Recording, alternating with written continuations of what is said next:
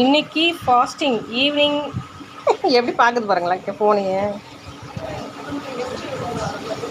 சூரசம்ஹாரம் முடிச்ச பிறகு தான் சாப்பிடுவீங்களா? Okay okay.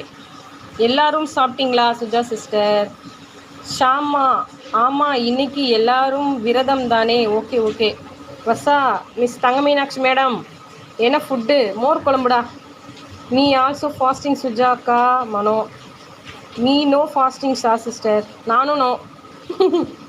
Where is Sathish? வருவார். அவர் வேலைக்கு போயிருப்பார் நேரம் 9 மணிக்கு மேலாம் வரமாட்டார். அது படுத்து நான் படிக்கிறது எப்படி? எனக்கு கழுத்து அப்புறம் கோணிக்கும்.